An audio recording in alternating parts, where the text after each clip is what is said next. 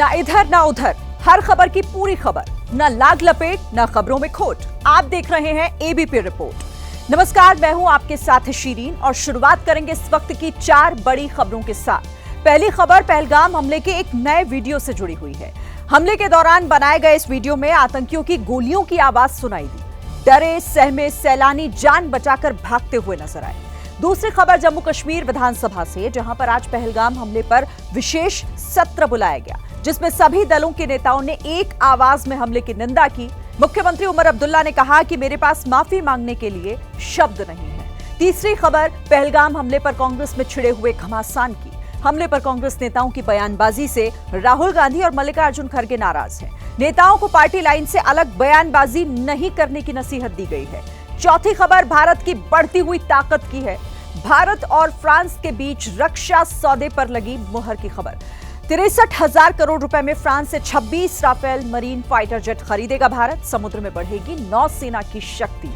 लेकिन बुलेटिन की शुरुआत करेंगे पहलगाम हमले के एक नए वीडियो से। जिस वक्त पहलगाम में आतंकी घटना हुई, उस वक्त वहां पर हजारों की संख्या में लोग मौजूद थे और उनमें कई लोग ऐसे भी थे जिन्होंने उस आतंकी हमले को अपने मोबाइल फोन में कैद कर लिया है। अब इस हमले से जुड़ा हुआ एक नया वीडियो सामने आया है, जो 28 सेकंड के इस वीडियो में वही हालात नजर आ रहे हैं जो पिछले वीडियोस में सामने आए थे। गोलियों की आवाज के बीच लोग दहशत में हैं, चीख पुकार सुनाई दे रही है। कुछ लोग एकजुट होकर टी स्टॉल की आड़ में छिपे हैं और सामने खाली हो चुके मैदान में आतंकी दिखाई दे रहे हैं।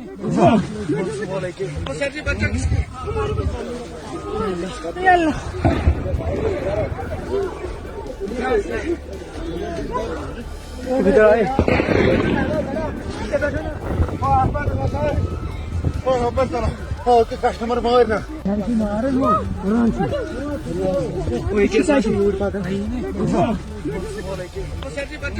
देखिए, जिस वक्त ये हमला हुआ उस वक्त कई लोग बैसरन घाटी की खूबसूरती को अपने मोबाइल में रिकॉर्ड कर रहे थे, लेकिन तभी आतंकियों ने खूबसूरत वादियों में अपने आतंक का जहर घोल दिया।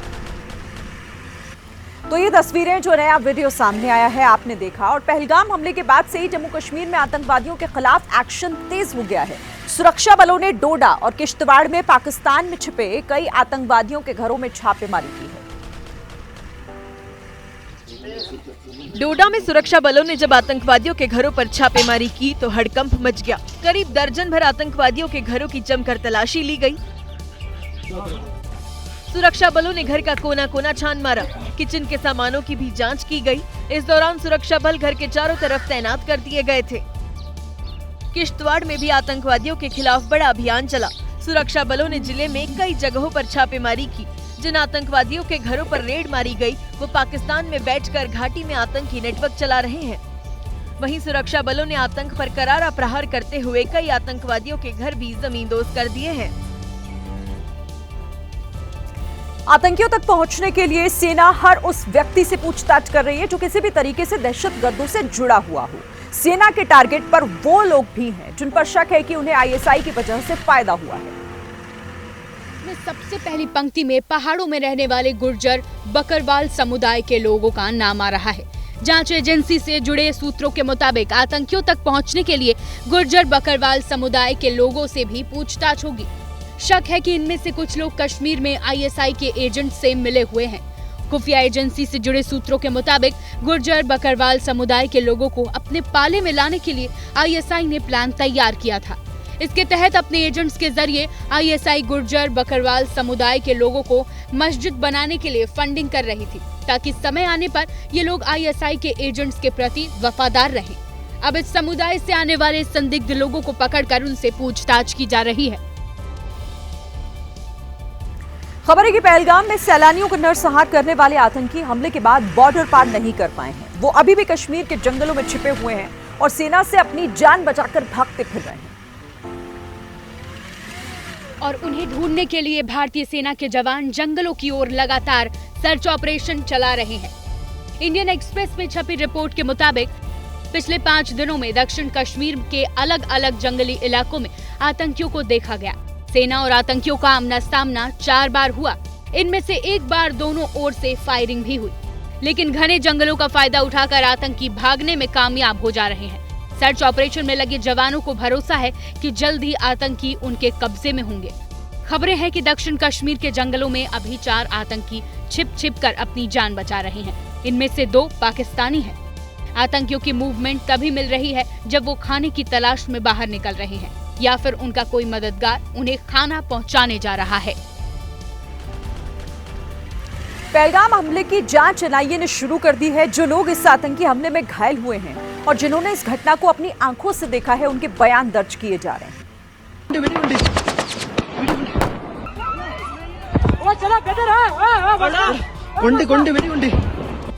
अभी तक तो इस आतंकी घटना के छोटे छोटे वीडियो क्लिप भी सामने आ रहे हैं।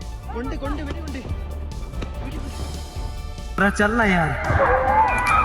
लेकिन सूत्र बता रहे हैं कि जिस वक्त आतंकी गोलियां बरसा रहे थे, उस वक्त एक फोटोग्राफर वहां मौजूद था और उसने इस पूरी घटना को अपने मोबाइल फोन में रिकॉर्ड कर लिया था। अब एनआईए की टीम इस स्थानीय फोटोग्राफर से पूछताछ कर रही है। जांच एजेंसी ये पता लगाने की कोशिश कर रही है कि ये फोटोग्राफर किसी सैलानी के साथ वहां पहुंचा था या फिर वहीं पर फोटोग्राफी किया करता है। इस फोटोग्राफर के पास जितने भी वीडियो और फोटो होंगे, एनआईए की टीम उसे अपने कब्जे में लेगी। इसके अलावा एनआईए उन गवाहों के भी संपर्क में है जिनके मोबाइल फोन में आतंकी घटना के दौरान के वीडियो मौजूद है। एनआईए अपनी इस जांच से ये पता लगाने की कोशिश करेगी कि आतंकी पहली बार कब नजर आए, कहां से आते हुए दिखे और क्या उनका कोई मददगार भी बैसरन पिकनिक स्पॉट पर पहले से मौजूद था। जांच एजेंसी वीडियो के जरिए ये भी पता लगाने की कोशिश करेगी कि आतंकी घटना के बाद किस रास्ते से भागने में कामयाब हुए। हम लोग फौजी हैं। पहलगाम हमले से जुड़ी हुई एक सनसनीखेज खबर सामने आई। सूत्रों का कहना है कि पहलगाम में सैलानियों पर ड्रोन से हमले की तैयारी की गई थी, जिसके लिए पाकिस्तान से आए आतंकी लगातार अपने आकाओं के संपर्क में थे। सीमा पार बैठे आतंकी हैंडलर चाहते थे कि बैसरन घाटी में आसमान से धड़ाधड़ गोलियों की बौछार हो। अगर यह हमला हो जाता तो बैसरन की तस्वीर कुछ ऐसी ही होती। सूत्र कह रहे हैं कि इसके लिए भारत भेजे गए आतंकियों से 4 बार संपर्क किया गया। ड्रोन के घातक हमले की संभावनाओं पर बातचीत की गई, लेकिन लंबी बातचीत के बाद इस प्लान को बाद में ड्रॉप कर दिया गया। क्यों? क्योंकि आतंकियों को बैसरन घाटी में सैलानियों के साथ स्थानीय लोगों की मौजूदगी का पता चला। अगर ड्रोन अटैक होता तो घाटी में मौजूद हर व्यक्ति मारा जाता, जिसमें स्थानीय भी होते। आतंकी नहीं चाहते थे कि हमले में कोई भी कश्मीरी मारा जाए, इसीलिए ड्रोन अटैक के प्लान को ड्रॉप कर दिया गया। आतंकियों का प्लान कश्मीर घूमने आए उन सैलानियों को मारना था जो मुसलमान नहीं थे। आज जम्मू कश्मीर विधानसभा में एक दिन का विशेष सत्र बुलाया गया और इस दौरान सर्वसम्मति से पहलगाम आतंकी हमले के खिलाफ निंदा प्रस्ताव पारित हुआ। वहीं सीएम उमर अब्दुल्ला ने कहा कि अगर वो इस मौके पर स्टेटहुड की बात करते हैं तो उन पर लानत होगी। कार्यवाही शुरू होते ही सभी विधायकों ने आतंकी हमले में मारे गए 26 लोगों को श्रद्धांजलि दी और इनकी आत्मा की शांति के लिए 2 मिनट का मौन रखा। इसके बाद डिप्टी सीएम और नेशनल कॉन्फ्रेंस के नेता सुरेंद्र चौधरी ने निंदा प्रस्ताव पेश किया और कहा कि ये सदन आतंकी हमले के बाद केंद्र सरकार की तरफ से उठाए गए सभी कदमों का पूर्ण समर्थन करता है। जम्मू कश्मीर के लोगों के पास वो लफ्ज नहीं कि किन लफ्जों के साथ हम इनका इस हादसे की निंदा करें। किसी ने इसे जम्मू कश्मीर की इकोनॉमी पर अटैक बताया तो किसी ने भाईचारे पर प्रहार। समझ में नहीं आ रहा है, मैं कहूँ तो क्या हो? आए तो कहां से आए? हुआ तो कैसे? इस दौरान डोडा से विधायक महराज मलिक ने पाकिस्तान पर हमले की मांग की तो नेता विपक्ष ने पाकिस्तान को आतंकी फैक्ट्री बताया। वहीं सीएम उमर अब्दुल्ला ने आज सदन में सभी 26 मृतकों के नाम पढ़े और बताया कि कैसे कश्मीर वक्त वक्त पर आतंकियों की गोली से घायल होता रहा है। हमने अमरनाथ यात्रा के कैंप पे हमले होते हुए देखे, हमने डोडा के मुख्तलिफ गाँवों पे हमले होते हुए देखे, हमने कश्मीरी पंडितों के बस्तियों पे हमले होते हुए देखे, हमने सरदारों के बस्तियों पे हमले होते हुए देखे। सीएम अब्दुल्ला ने यह भी कहा कि ये सही वक्त नहीं है कि मैं केंद्र सरकार से राज्य के दर्जे की पुनः बहाली की मांग करूं। पहलगाम में आतंकी हमले के बाद से पाकिस्तान खौफ के साए में जी रहा है। बलूचिस्तान के मोर्चे पर भी उसे जंग लड़नी पड़ रही है। पाकिस्तानी सेना ने बलूचिस्तान में तैनात कोर को हटाया है। सेना की एक टुकड़ी को भारत से सटे हुए एलओसी पर भेजा गया। पाकिस्तान को भारत की तरफ से बड़े हमले की आशंका है। पाक के लिए भारत बलूच के साथ कई मोर्चों पर जंग मुश्किल है। बलूच लिबरेशन आर्मी के पास 6000 लड़ाके हैं। बलूचिस्तान में कई जगह बलूच लड़ाकों ने कमान संभाली हुई है। बलूच सेना सीपैक परियोजनाओं को निशाना बना सकती है और इसीलिए इस वक्त भय का माहौल पाकिस्तान में है। देखिए, पहलगाम हमले के बाद एक तरफ सेना आतंकियों के ठिकानों को ध्वस्त करने में जुटी हुई है, तो दूसरी तरफ इस पर पक्ष विपक्ष के बीच सियासत भी जारी है। इस बीच बीजेपी सांसद निशिकांत दुबे ने पाकिस्तानी दुल्हनियों से जुड़ा हुआ मुद्दा उठा दिया है। पहलगाम हमले के बाद भारत सरकार ने पाकिस्तानी नागरिकों का वीजा रद्द कर हिंदुस्तान छोड़ने का फरमान जारी कर दिया, जिसके बाद निशिकांत दुबे ने भारत में रहने वाली पाकिस्तानी दुल्हनों को लेकर सवाल उठा दिया। में 2 तरह के वीजा हैं जो कि अलार्मिंग है और उनकी एक गहन जांच की आवश्यकता है। निशिकांत दुबे का दावा है कि भारत में करीब 5 लाख पाकिस्तानी लड़कियां शादी कर रह रही हैं। उनके पास भारत की नागरिकता भी नहीं है। पाकिस्तान के लड़के भी यहाँ ब्याहे हैं। अब किस मंतव्य और मोटिव के साथ वो ब्याहे हैं, ये एक जांच का विषय है। निशिकांत दुबे ने कहा कि ऐसे पाकिस्तानी लड़के लड़कियों की मंशा की जांच कर कार्रवाई होनी चाहिए। निशिकांत दुबे के इस दावे पर राजनीति भी शुरू हो गई है। निशिकांत भाई को ऐसी बातें करने की बहुत आदत है, क्या कहूँ। इस मुद्दे पर कांग्रेस नेता प्रमोद तिवारी ने निशिकांत दुबे के बहाने सरकार को घेरा। 5 लाख हैं तो इतने से आप ये आवाज उठा क्यों नहीं रहते? ये उनकी सरकार जाने, वो जाने, और ये आवाज उनको सार्वजनिक मंच से या कम से कम संसद में तो उठानी चाहिए थी पहले। अब सवाल है कि क्या सरकार निशिकांत दुबे की ओर से उठाए गए मुद्दे की जांच करेगी? देश के कोने कोने से पाकिस्तानी नागरिकों को उनके मुल्क में भेजा जा रहा है। यूपी और महाराष्ट्र जैसे बड़े राज्यों ने दावा किया है कि अब उनके राज्य में एक भी पाकिस्तानी नागरिक नहीं बचा है। जो पाकिस्तानी नागरिक शॉर्ट टर्म वीजा पर भारत आए थे, उन्हें देश छोड़ने के लिए 27 अप्रैल तक मोहलत दी गई थी, जो अब खत्म हो गई है। इस बीच यूपी सरकार ने दावा किया है कि राज्य से चुन चुनकर पाकिस्तानी नागरिकों को उनके वतन भेज दिया गया। इसी तरह महाराष्ट्र सरकार ने बताया कि राज्य में 18 पाकिस्तानी नागरिक थे, जिसमें से अधिकतर अपने देश लौट गए और बाकी नागरिकों को भी भेजा जा रहा है। हालांकि अभी भी दोनों राज्यों में लॉन्ग टर्म वीजा पर आए पाकिस्तानी नागरिकों की संख्या हजारों में है, जिसमें से अधिकतर हिंदू हैं और इनको लेकर केंद्र सरकार की तरफ से अभी तक कोई भी गाइडलाइंस नहीं आई है। इस बीच छत्तीसगढ़ के रायगढ़ में पाकिस्तानी भाई बहन पकड़े गए, जिन्होंने गलत जानकारी देकर फर्जी वोटर कार्ड और पैन कार्ड भी बनवा लिया था। हालांकि दोनों के पास से लॉन्ग टर्म वीजा भी मिला है। इनकी मां पाकिस्तान की रहने वाली है, जबकि पिता छत्तीसगढ़ के ही हैं। फिलहाल पुलिस ने दोनों को गिरफ्तार कर लिया है।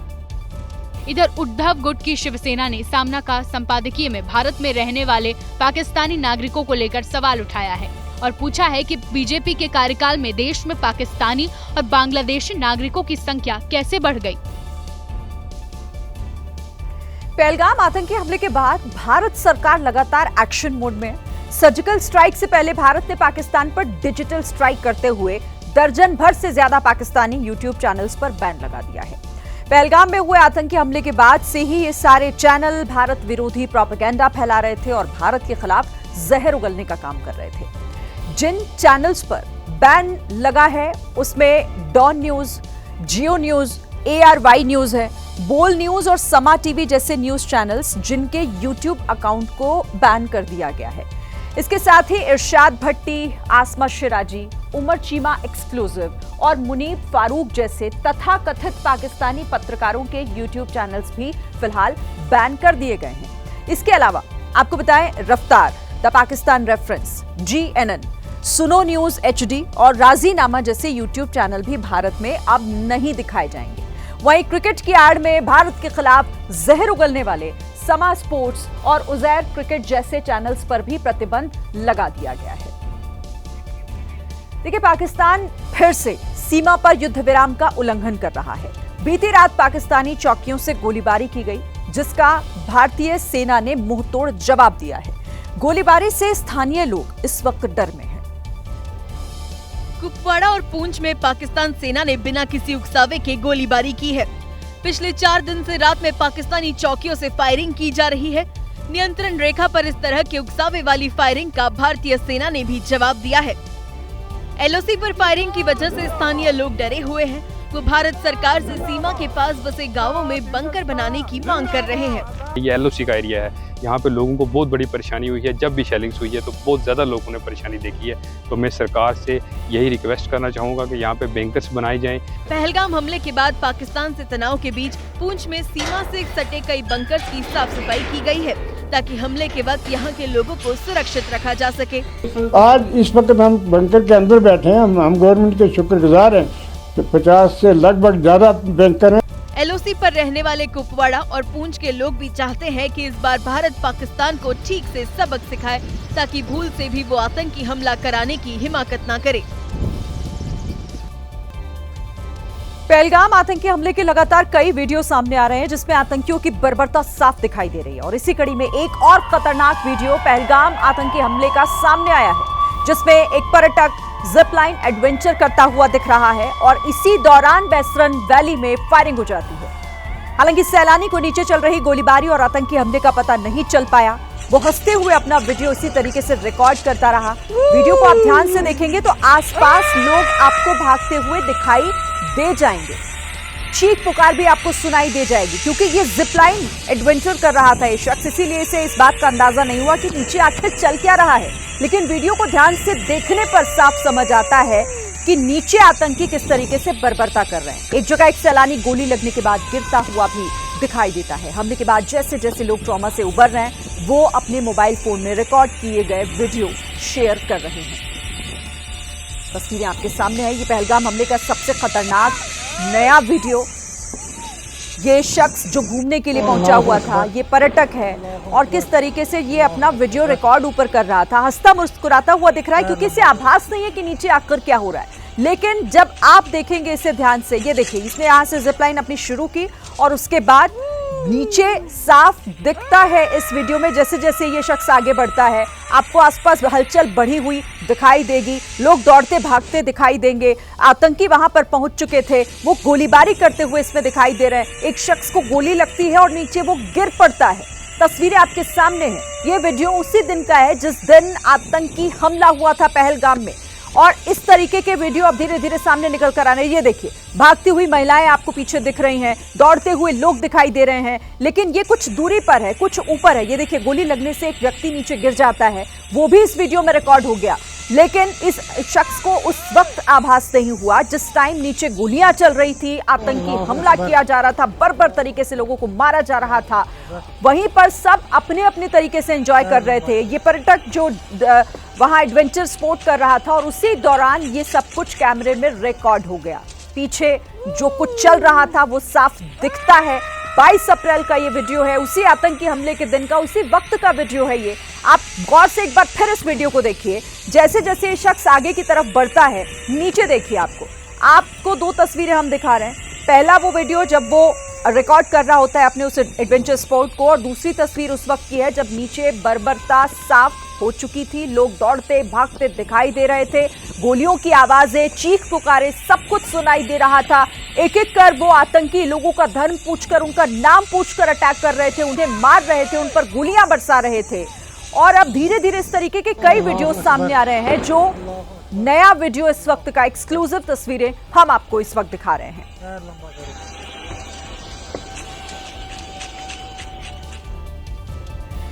देखिए, चीन और अमेरिका के एयरक्राफ्ट्स पर इतराने वाले पाकिस्तान को नई दिल्ली से आई एक तस्वीर ने आज रोने की वजह दे दी है। ये तस्वीर अभी आप जो मेरे पीछे देखने वाले हैं, आप अपनी स्क्रीन पर भी इसे देखेंगे। यहां पर भारत ने फ्रांस से 26 राफेल एम फाइटर जेट्स खरीदने की डील पर हस्ताक्षर किए हैं। ये देखिए तस्वीर आपके सामने आ गई है। भारत के स्पेशल 26 63,000 करोड़ की डील के तहत फ्रांस राफेल का advance version Rafale M fighter jet Bharat को देगा। राफेल एम को भारत के एयरक्राफ्ट कैरियर INS विक्रांत में तैनात किया जाएगा। इस फाइटर जेट की रेंज 3700 किलोमीटर और स्पीड 1912 किलोमीटर प्रति घंटा है। यह 50,000 फीट की ऊंचाई तक जा सकता है और बेहद कम जगह पर लैंड करने में भी सक्षम है। इसमें सबमरीन खोजने वाले एडवांस रडार लगे हुए हैं, साथ में कई घातक मिसाइलों के साथ एंटी शिप मिसाइल भी इसमें लगे हुए हैं। राफेल एम की डील अब फाइनल हो चुकी है, लेकिन इसका फायदा हमें तुरंत नहीं होगा। राफेल एम की डिलीवरी साल 2028 या फिर 29 से शुरू होगी, यानी थोड़ा समय अभी है। लेकिन अभी जो तस्वीर आप देख रहे हैं, ये सांकेतिक रूप से पाकिस्तान को डराने के लिए तो काफी है, क्योंकि ये एडवांस वर्जन है राफेल का, जो भारत ने ये डील तय कर ली है। 2028-29 तक ये फाइटर जेट भारत को डिलीवर किए जाएंगे और हमारी सेना की ताकत बढ़ाएंगे। देखिए, अब जैसे ही पाकिस्तान सरकार और उससे हमदर्दी रखने वाले लोगों को पता चला कि राफेल एम अभी नहीं 2029 में आएंगे, तो वो इस डील पर तंज भी कसने लगे। ऐसे लोगों को हम यहां पर बता देना चाहते हैं, साफ कर देना चाहते हैं कि भारत के पास राफेल पहले से है, अभी राफेल एम आ रहा है और उसके बिना भी सैन्य ताकत में भारत पाकिस्तान से कहीं आगे है। मिलिट्री रैंकिंग में हम 4थे नंबर पर हैं, पाकिस्तान 12वें नंबर पर पड़ा हुआ है। हमारे पास 14 लाख से ज्यादा जवान हैं, तो पाकिस्तान हमसे आधे जवानों के साथ गीदड़ भभकी दे रहा है। हमारे पास 2229 एयरक्राफ्ट हैं। ये आप सैनिक क्षमताओं में जरा तुलना देखिए, आप खुद समझ जाएंगे कि भारत कहां खड़ा है और पाकिस्तान इस वक्त कहां पर है। हमारे पास 2229 एयरक्राफ्ट हैं और पाकिस्तान के पास 1399 ही हैं। फाइटर जेट्स हमारे पास 513 हैं, उनके पास सिर्फ 338 हैं। टैंक हमारे पास 4201 है, उनके पास हमसे आधे ही हैं। अरब सागर में हमारे पास 2 एयरक्राफ्ट कैरियर हैं, उनके पास एक भी नहीं है। जंग हुई तो दूसरे देशों से भीख मांगने का ऑप्शन उनके पास मौजूद है, इसके अलावा वो कुछ करने फिलहाल लायक नहीं है। लगता है कि हमारी सरकार पाकिस्तान को आज चैन की नींद सोने नहीं देना चाहती। राफेल एम की डिलीवरी के साथ आज खबर आई कि जिस रॉकेट लॉन्चर से भारत ने 2016 में सर्जिकल स्ट्राइक की थी, उसी के एडवांस वर्जन को सेना में शामिल किया गया है। साब कंपनी का ये 84 रॉकेट लॉन्चर दुश्मन के बंकर और टेरर लॉन्च पैड को तबाह करने के लिए इस्तेमाल किया जाएगा। कंपनी ने बताया कि भारत ने कुछ टेस्ट करने के बाद अपने 84CS AST वेरिएंट को अपने बेड़े में शामिल किया है। ये ऐसा रॉकेट लॉन्चर है जो शहरी इलाके में भी इस्तेमाल हो सकता है। इस कंपनी के कार्ल गुस्टाफ लॉन्चर की मदद से सेना ने 2016 में सर्जिकल स्ट्राइक की थी, लेकिन वो रॉकेट लॉन्चर काफी भारी था। कमांडोज को इस रॉकेट लॉन्चर को अपने कंधे से ही दुश्मन पर दागना होता है। ऐसे में स्वीडन की साब कंपनी ने बेहद ही हल्के लेकिन कार्ल गुस्टाफ की तरह ही बेहद खतरनाक 84 एंटी आर्मर वेपन को तैयार किया है। 84 रॉकेट लॉन्चर महज 6.5 किलो का है, जिसे ले जाना आसान है। इससे 2 किलोमीटर तक निशाना साधा जा सकता है। 84 लॉन्चर 1 मिनट में 6 रॉकेट दाग सकता है। मतलब दुश्मन के घर में घुसकर वार करने के लिए अब सेना के पास एडवांस वर्जन का रॉकेट लॉन्चर मौजूद है। देखिए, पहलगाम हमले पर कांग्रेस पार्टी में अलग अलग सुर देखने को मिल रहे हैं, सुनाई पड़ रहे हैं। एक तरफ सिद्धारमैया और प्रमोद तिवारी ने सरकार पर सवाल उठा दिए, तो वहीं शशि थरूर के बयान को सरकार के बचाव के तौर पर देखा जा रहा है। पहलगाम हमले के तुरंत बाद सुरक्षा में चूक के मुद्दे पर कांग्रेस और बीजेपी आमने सामने थी, लेकिन अब कांग्रेस में ही नेता एक मत नहीं है। प्रधानमंत्री जी, आप इन सवालों का जवाब दें कि इतने बड़े घटना हो गई, सीमाओं से लोग क्रॉस कर गए, हथियार ले आए, खून के रख दिया 26 लोगों को धर्म पूछकर। कहाँ था आपका इंटेलिजेंस? ये बड़ा फेल्यूर है। कर्नाटक के सीएम सिद्धारमैया ने तो यहाँ तक कह दिया कि प्रधानमंत्री को सर्वदलीय बैठक में होना चाहिए था, लेकिन वो बिहार में चुनाव प्रचार के लिए गए थे। We too should first see the present crisis through, and then definitely there should be an accounting. But I don't expect at any time now or in the future that any country will ever have 100% foolproof intelligence. लेकिन प्रमोद तिवारी और सिद्धारमैया से अलग शशि थरूर का बयान था। सिद्धारमैया जी जब ये कहते हैं कि युद्ध नहीं होना चाहिए, क्यों? आपको इतनी हमदर्दी क्यों है पाकिस्तानियों के साथ? आतंक के खिलाफ अलग अलग सुर के बाद बीजेपी कांग्रेस पर हमलावर है। अब कुछ लोग जो है वो पाकिस्तान के इन प्रॉक्सी पार्टनर्स के प्रायोजित प्रोग्राम का पार्टनर बनने में लगे हुए हैं। वो न उनके हित में है और न देश के हित में है। इस राजनीति के बीच आतंकियों के ठिकानों पर सेना का एक्शन जारी है। पहलगाम में हुए आतंकी हमले के बाद घाटी में एक बार फिर से पर्यटक आने लग गए हैं। पहलगाम, गुलमर्ग और श्रीनगर में बिना किसी खौफ के पर्यटक कश्मीर के खूबसूरत वादियों का लुत्फ उठा रहे हैं। गुलमर्ग की ये तस्वीर बयां करती है कि आतंक के सहारे किसी को डराया नहीं जा सकता।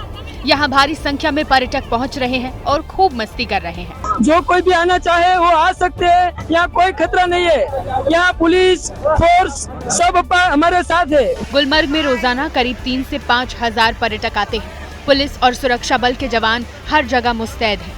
सुरक्षा को लेकर कई बार बैठक हो चुकी है। गुलमर्ग के आसपास काफी डिप्लॉयमेंट आर्मी, सीआरपीएफ की, पुलिस की रहती है, तो यहाँ पे शुरू से डिप्लॉयमेंट रहा है। But nonetheless because of the heightened security concern हमने पूरा जायजा लिया है।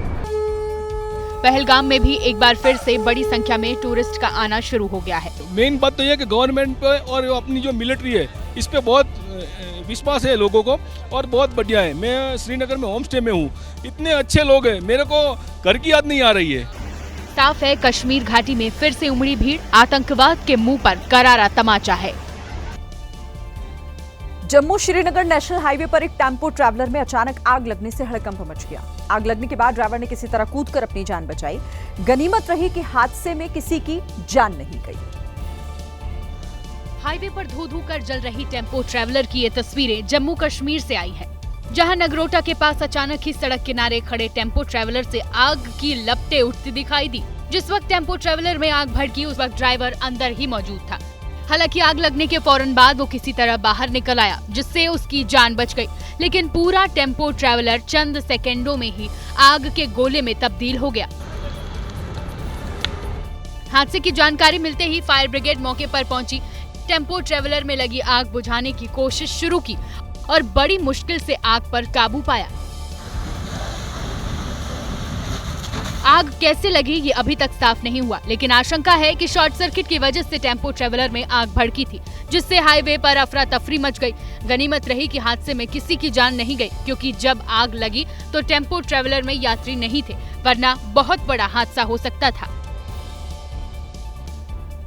बात लखनऊ की, जहां सुबह भीषण आग लग गई। इससे कई झुग्गी झोपड़ियां जलकर राख हो गई। आग लगने से पूरे इलाके में अफरा तफरी का माहौल बन गया था। सिलेंडर में ब्लास्ट और उसके बाद का नजारा आपके सामने है। पूरा इलाका धुआं धुआं हो गया। काला धुआं ऐसा जिसे कई किलोमीटर दूर तक देखा गया। आग लगने से पूरे इलाके में हड़कंप मच गया। लोग इधर उधर भागने लगे। तुरंत फायर ब्रिगेड को सूचना दी गई। आग बड़ी थी, संकरी गली में थी, इसीलिए फायर ब्रिगेड के साथ एम्बुलेंस भी भेजी गई। कई घंटों की कड़ी मशक्कत के बाद आग पर काबू पा लिया गया, लेकिन जहां झुग्गियां थी वो इलाका समतल जमीन में बदल गया। बताया जा रहा है कि जलने वाली झुग्गियों की संख्या 1, 2, 5 या 10 नहीं बल्कि 70 है। जिनकी झुग्गियां इस आग में जलकर राख हो गई, उनका रो रो कर बुरा हाल है। इस व्यक्ति की बात आपको भावुक कर देगी, जिनके पास अब खाने पीने और बचाने के लिए सिर्फ चंद सिक्के ही बचे हैं।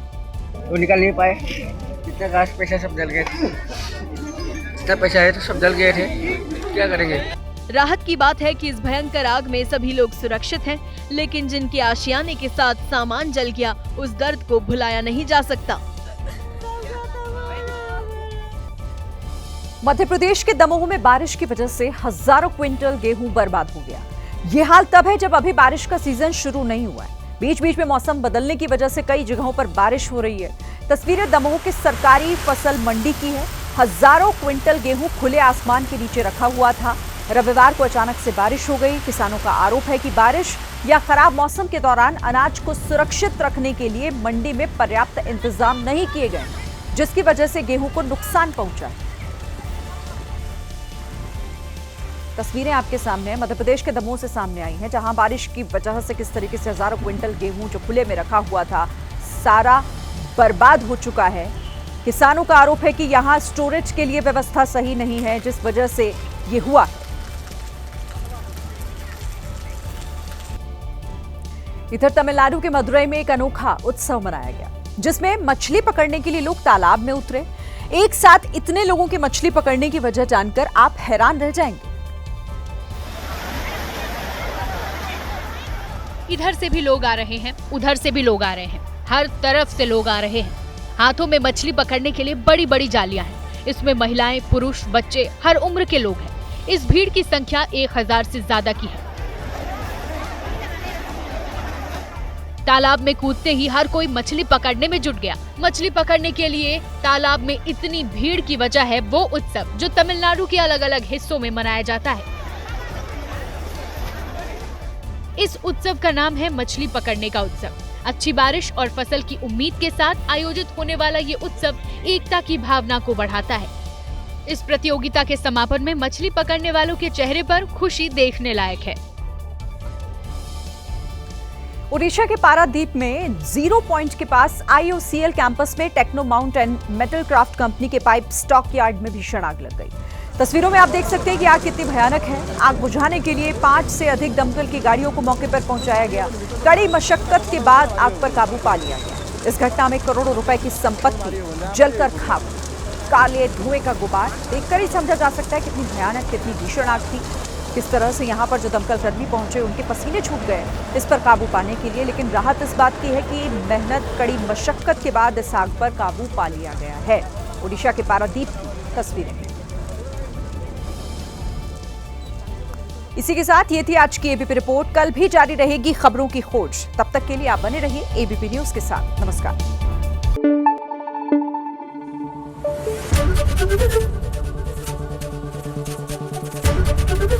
एबीपी न्यूज आपको रखे आगे।